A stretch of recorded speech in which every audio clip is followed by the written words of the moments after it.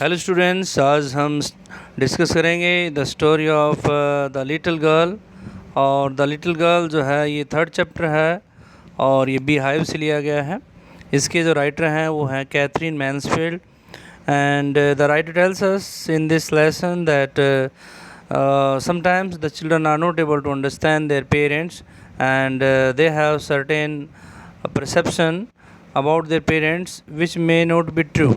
Okay तो किस प्रकार से इस कहानी में जो है राइटर एक छोटी लड़की जिसका नाम केजिया होता है उसके थ्रू जो है वो एक ऐसी सिचुएशन बताता है जहाँ पर जो बच्चे हैं वो अपने पेरेंट्स को समझ नहीं पाते हैं। और राइटर कहना चाहता है कि बच्चे अपने पेरेंट्स के बारे में जैसा सोचते हैं, जैसा परसेप्शन रखते हैं कि उनके पेरेंट्स ऐसे होंगे, क्रूल है उनके पेरेंट्स, ऐसा उनको लगता होगा, लेकिन वास्तव में पेरेंट्स ऐसे नहीं होते। और इस कहानी के ज़रिए वो इस बात को जो है प्रूव करने की कोशिश करते हैं। तो let's start the story. The little girl. Do you feel you know your parents better now than when you were much younger? Perhaps you now understand the reasons for some of their actions that used to upset you earlier.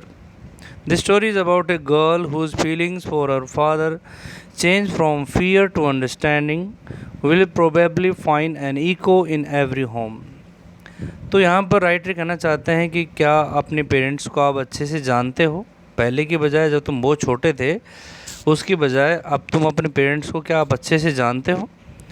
शायद अब आप उनको अच्छे से समझते हो, क्योंकि उनके जो भी काम हैं, उनके जो रीज़न है, आप उन रीज़न को समझते हैं और वही उनके एक्टिविटीज़ जो पहले आपको अपसेट करती थी, लेकिन आप उनके एक्टिविटीज़ को अब अच्छे से समझ सकते हैं।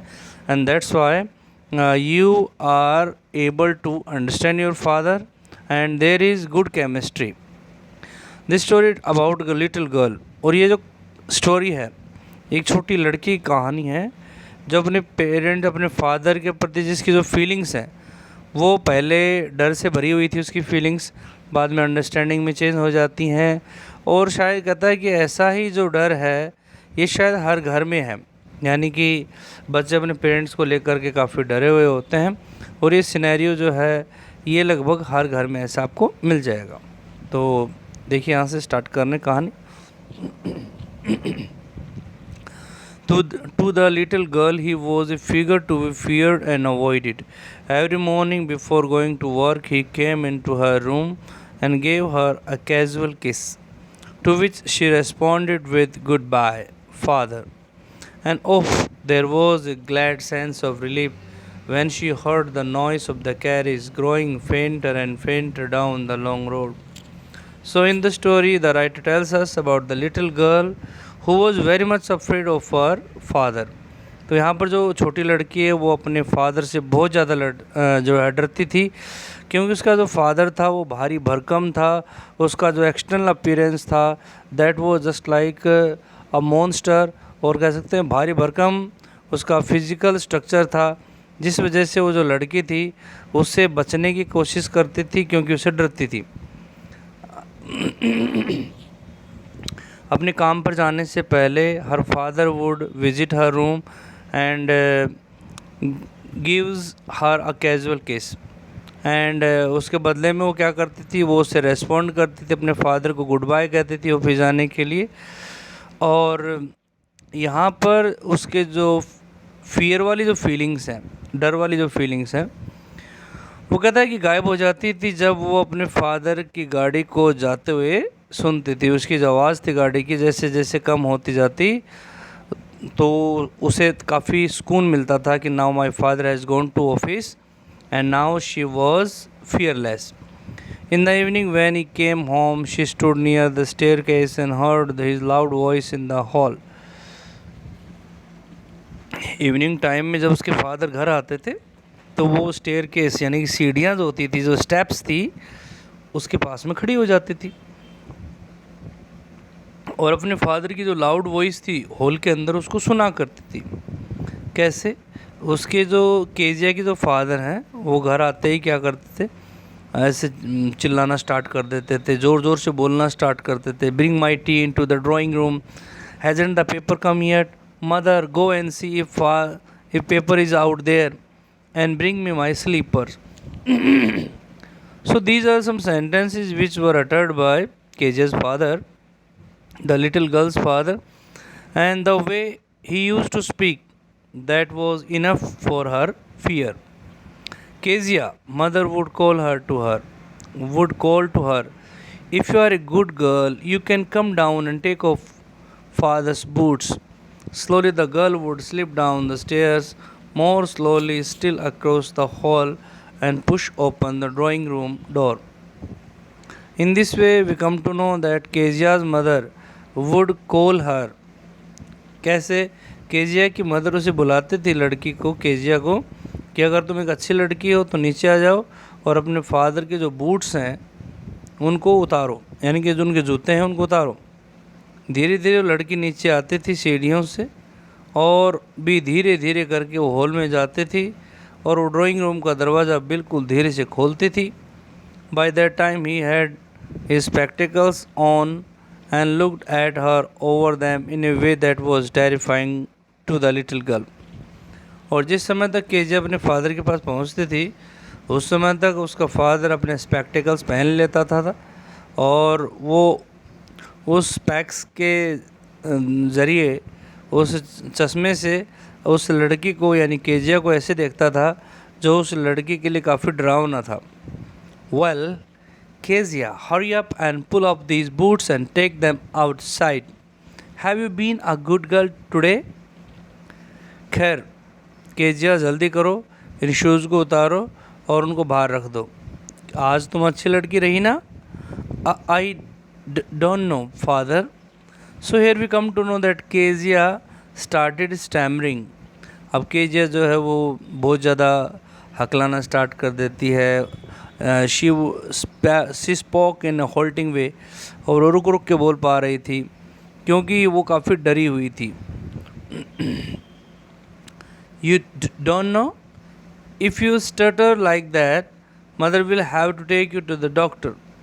अगर तुम इसी तरीके से अटक अटक के बोलोगी, स्टटर का मतलब होता है टू स्पीक इन अ होल्टिंग वे, रुक रुक के बोलना। तो कहता है कि उसने कहा कि भाई मदर को तुम्हें लेकर के डॉक्टर के पास जाना पड़ेगा अगर तुम ऐसे ही हकलाओगी या ऐसे ही रुक रुक के बोलोगी। She never started with other people, had quite given it up, but only with father, because then she was trying so hard to say the words properly. वो कभी भी दूसरे लोगों के साथ में हेजिटेट नहीं करती थी, कभी रुक रुक के अटक अटक के नहीं बोलती थी, और उसने काफ़ी हद तक इसने छोड़ दिया था ये गिव अप करना, यानी कि वो इस तरीके से रुक रुक के बोलना काफ़ी हद तक छोड़ भी दिया था। लेकिन सिर्फ जब वो अपने फादर के साथ बात करती थी तो वो हकलाती थी, वो स्टटर करती थी, रुक रुक के बोलती थी, क्योंकि उस समय उसे काफ़ी कोशिश करनी होती थी।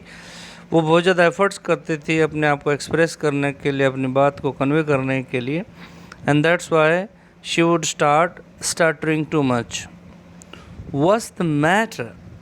What are you looking so wretched about, mother? I wish you taught this child not to appear on the brink of suicide. Here, Kezia, carry my teacup back to the table carefully. तो उसका father कहता था कि क्या बात है, हैं आजकल तुम बहुत दुखी दिखाई दे रही हो। मदर, अब वो अपनी माँ से कहता है कि mother, I wish you taught this child not to appear on the brink of the suicide. मैं चाहता हूँ कि तुम इस लड़की को सिखाओ कहीं ये आत्महत्या ना कर ले, कहीं सुसाइड ना कर ले। ऐसा लग रहा है जैसे आज ही आत्महत्या कर लेगी, ऐसा लग रहा है। Here Kezia carry my tea cup back to the table carefully. और केजिया, ये जो चाय के कप हैं इनको तुम वापस सावधानी से टेबल के ऊपर रख दो। He was so big, his hands and his neck, especially his mouth when he yawned. Thinking about him alone was like thinking about a giant. उसका फादर का जो फिजिकल स्ट्रक्चर था वो इतना बड़ा था कि उसके हाथ, उसके गर्दन और स्पेशली जो उसका माउथ जब वो उबासी लेता था, यौन का हम लोग उबासी लेने से होता है, तो उसके बारे में ऐसे सोचने का मतलब उस समय ऐसा सोच रहे थे जैसे कि वो किसी राक्षस के बारे में सोच रहे हो। कहने का मतलब he would look like a giant due to his heavy uh, heavy external appearance. On Sunday afternoons, grandmother sent her down to the drawing room to have a nice talk with her father and mother.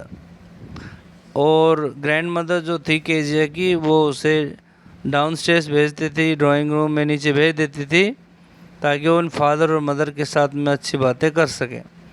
But the little girl always found mother reading and father stressed out on the sofa, his handkerchief on his face, his feet on one of the best cushions, sleeping soundly and snoring. लेकिन Kezia जो थी जब अपने father के पास जाती थी drawing room में तो अपनी मदर को तो वहाँ पर न्यूज़पेपर पढ़ते हुए या कुछ भी पढ़ते हुए पाती थी। उसका फादर सोफे पर फैला हुआ होता था, अपने आप को स्ट्रेच करके रखता था और उसके चेहरे के ऊपर रुमाल होता था और उसके जो पैर थे वो कुशन्स के ऊपर रखे हुए होते थे और वहाँ पर वो गहरी नींद में सो रहा होता और खर्राटे ले रहा होता। So that was the thing. आप पिक्चर में देख सकते हो कि Kezia is standing near the stairs and she can see her mother reading something and her father is sleeping with her hanky on with his hanky on his face.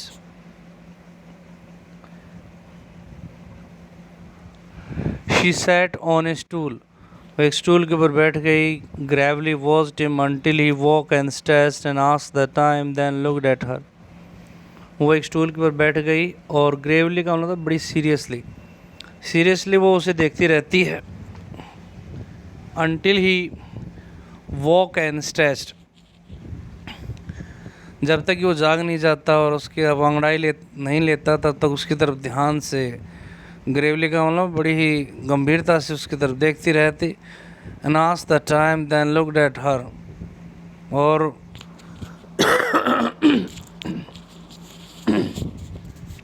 उसका जो father था वो जागता, अंगड़ाई लेता और फिर टाइम पूछता, फिर उसकी तरफ देखता. Don't stare so Kezia, you look like a little brown owl. ऐसे मत घूरो. उसका फादर बोलता था केजिया को कि ऐसे मत स्टेयर करो, ऐसे मत घूरो क्योंकि तुम छोटे से ब्राउन कलर के उल्लू जैसे दिखाई देते हो. One day when she was kept indoors with a cold, her grandmother told her that father's birthday was next week and suggested she should make him a pin cushion for a gift out of a beautiful piece of yellow silk. एक दिन क्या होता है कि जब वो अपने घर में रह जाती, स्कूल नहीं जा पाती क्योंकि उसे ज़ुकाम हो गया था और उसकी जो ग्रैंड मदर है उसने उसे बताया कि भाई उसके फादर का बर्थडे आने वाला था नेक्स्ट वीक और उसने सजेस्ट किया कि उसे अपने फादर के लिए एक पिन कुशन बना करके और जो है yellow beautiful piece of yellow silk से एक बढ़िया सा पिन कुशन बना करके वो अपने फादर को जो है गिफ्ट करे. ऐसा चाहते थे वहाँ पर कौन, उसकी जो ग्रैंड मदर थी वो चाहते थी. Laboriously with A double cotton the little girl stitch 3 sides. बड़ी मेहनत से उसने क्या किया, डबल कॉटन के साथ में लिटिल गर्ल ने 3 साइड्स को सिलाई कर दी. जो हैंकी था उसका 3 साइड्स उसने जो है उसको स्टिच कर दिया. But what to fill in it, what to fill it with. अब इसमें क्या है कि जो है लेबोरियसली का मतलब बड़ी मेहनत से और डबल कॉटन से. विद डबल कॉटन होता कपड़ा होता है, ठीक है, रुई समझ लो आप. कुछ रुई लेकर के लिटिल गर्ल ने क्या किया, उसको 3 साइड्स को सिलाई कर दी अच्छे से. लेकिन इसके अंदर भरे क्या अच्छे से, यानी कि उसने कॉटन का कपड़ा लिया जिसके डबल परत बनाए उसने और बड़ी मेहनत करके उसने उसके साथ में और उसको 3 साइड से सिलाई कर दी. एक साइड उसने खुला छोड़ा और उसमें भरे क्या, वो इसके सामने एक समस्या आ जाती है। दैट वॉज द क्वेश्चन, यही क्वेश्चन था। The grandmother was out in the garden and she wandered into mother's bedroom. जो ग्रैंड मदर थी वो अब जो है गार्डन में थी, और वह उसने अब वो दौड़ करके वो जो है वॉन्डर्ड का मतलब इधर उधर घूमना। She wandered into mother's bedroom, तो मदर के बेडरूम में वो आ जाती है। To look for scraps, scraps का मतलब होता है कोई भी रफ मटेरियल, ठीक है, वो रफ मटेरियल ढूंढने के लिए आ जाती है ताकि वो अपना जो पिन कुशन बना रही थी उसको फिलअप कर सके। On the bed table she discovered a great many sheets of fine paper, gathered them up, tore them into tiny pieces and stuffed our case, then sewed up the fourth side. उसने क्या किया, तभी उसे जो bed table है, bed table के ऊपर उसे कुछ यहाँ पर अच्छे कागज़ की शीट्स दिखाई देती हैं, कई शीट्स थी वहाँ पर। उसने उन सबको इकट्ठा किया, उनको छोटे छोटे टुकड़े किए उसके, और अपना जो पिन कुशन बना रहे थे उसमें उसको ठूस दिया। That night there was a hue and cry in the house. उस रात घर के अंदर काफ़ी शोर शराबा था। Father's great speech for the port authority had been lost. Father की जो बहुत बड़े स्पीच थी, भव्य स्पीच जो थी, वो पोर्ट अथॉरिटी के रूप में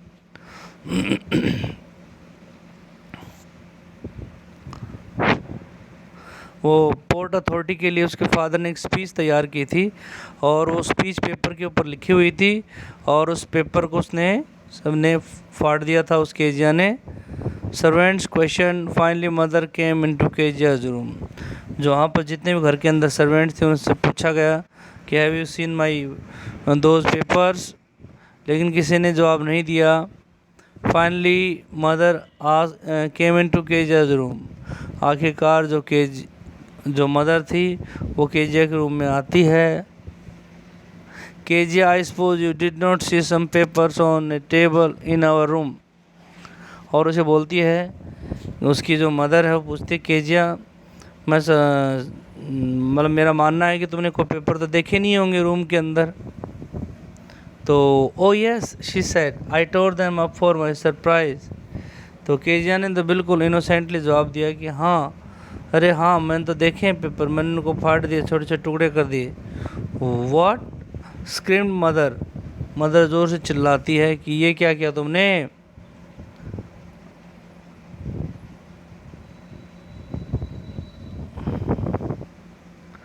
अब इसके बाद देखिए क्या होता है कि what screamed mother, come straight down to the dining room with this instant. तो उसकी माँ ने कहा क्या, और चिल्लाते हुए बोलते कि अभी सीधे नीचे चलो, डाइनिंग रूम में चलो, अभी इसी वक्त चलो, ठीक है। तो आज के लिए इतना ही, बाकी हम नेक्स्ट वीडियो में कवर करेंगे। And please give your feedback in the comment box. Please let me know what you feel, how you feel about my videos and about the qualities. Okay, thank you. And if you are a newcomer on my channel, then please do subscribe my channel as well. Thank you. Have a nice day.